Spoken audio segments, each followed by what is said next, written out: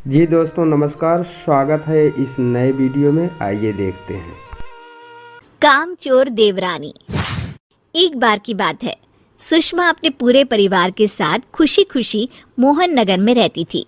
उसकी 2 बहुएं थी, पल्लवी और शिवानी। एक दिन दोनों बहुएं रसोई में काम कर रही होती है कि तभी उनकी सास सुषमा उन्हें बुलाती है। अरे बहू, जरा इधर तो आना।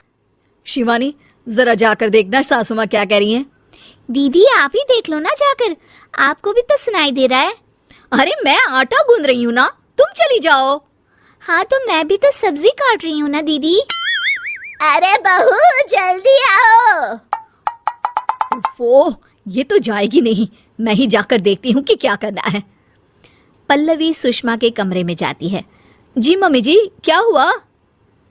शाम को घर पर कुछ मेहमान आने वाले हैं, तो तुम अच्छा सा खाना बना लेना बहू। ठीक है मम्मी जी, आप बता दीजिए क्या क्या बनाना है और कितने लोग आ रहे हैं। सुनील की मौसी जी और उनका पूरा परिवार आ रहा है। कुल मिलाकर 3 लोग और हमें मिलाकर हुए 9 लोग। तो अभी से ही तैयारी करना शुरू कर दो। और हाँ, घर की सफाई भी कर देना, हाँ अच्छे से। जी मम्मी जी, सब काम हो जाएगा, आप चिंता मत कीजिए। पल्लवी शिवानी को घर में मेहमान आने वाले हैं इसके बारे में बताती है। क्या 9 लोगों का खाना बनाना होगा, घर की सफाई करनी है? बाप रे, सासू माँ ने तो हमें घर की नौकरानी ही समझ कर रखा है। ऐसा नहीं बोलते शिवानी, हम इस घर की बहू हैं और घर के काम करना हमारा फर्ज है। दीदी तो है ही सासू माँ की चमची, जब देखो सासू माँ सासू माँ। मैं तो इतना सारा काम नहीं करने वाली। शिवानी कपड़े लेकर गमला साफ कर रही होती है और चक्कर आने का नाटक करने लगती है। मेरा सर चकरा रहा है। तभी वहाँ पल्लवी और सासू माँ जाते हैं। अरे बहू, क्या हो गया तुम्हें? मम्मी जी, बहुत तेज सर में दर्द हो रहा है।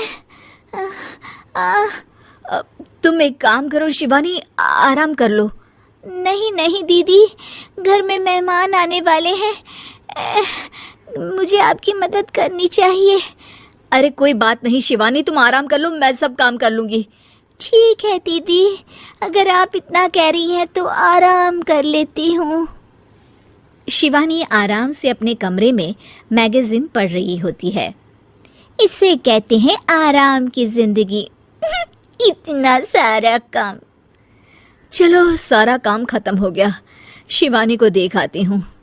शिवानी अपने कमरे में ईयरफोन में गाने सुनते सुनते सो जाती है और उसके साइड में मैगज़ीन भी रखी होती है। पल्लवी वहाँ आ जाती है और वो सब देखती है। ओहो, तो मतलब सब काम चोरी का बहाना था। अभी बताती हूँ इसको।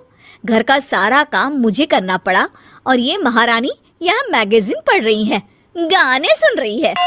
पल्लवी रसोई से एक प्लेट और चम्मच लेकर आती है और शिवानी को थाली बजाकर उठाने लगती है। शिवानी अचानक से उठती है। उठ गई महारानी, गाने भी सुन लिए, मैगज़ीन भी पढ़ ली। तुम तो बहुत बड़ी झूठी निकली शिवानी। तुमने सर दर्द का बहाना बनाया ताकि काम करने से बच सको। हाँ बनाया बहाना, तो क्या करती, इतने सारे काम करती। मुझे कोई शौक नहीं है चापलूसी का। क्या चापलूसी? तुम्हें लगता है कि मैं सारे काम चापलूसी के लिए कर रही हूँ? और नहीं तो क्या। तभी वहाँ सासू माँ आ जाती हैं। अरे बहू, वो लोग बस आने ही वाले हैं, तुम तैयारियाँ कर लो। जी सासू माँ, तुझे तो मैं बाद में देखती हूँ। सब खाना खाने बैठते हैं और खाना शुरू करते हैं। तभी सुनील की मौसी बोलती है। वाह भाई वाह, खाना तो बहुत ही अच्छा बना है सुषमा जी, एक एक चीज में क्या स्वाद है। ये सुनकर शिवानी मुंह बना लेती है। उसे अपनी जेठानी की इतनी तारीफ रास नहीं आती। आपकी बहुएं तो बहुत ही अच्छा खाना बनाती हैं। हाँ बनाती तो दोनों ही अच्छा है, पर आज ना ये सारा खाना बड़ी बहू ने बनाया है। छोटी बहू की तबीयत ठीक नहीं थी, सो इसलिए। मानना पड़ेगा सुषमा जी, आपकी बड़ी बहू तो बहुत ही गुणवान है। पल्लवी की तारीफ सुनकर शिवानी को जलन होती है। पल्लवी ये सुनकर खुश हो जाती है और शिवानी की तरफ देखकर उसे चिढ़ाती है।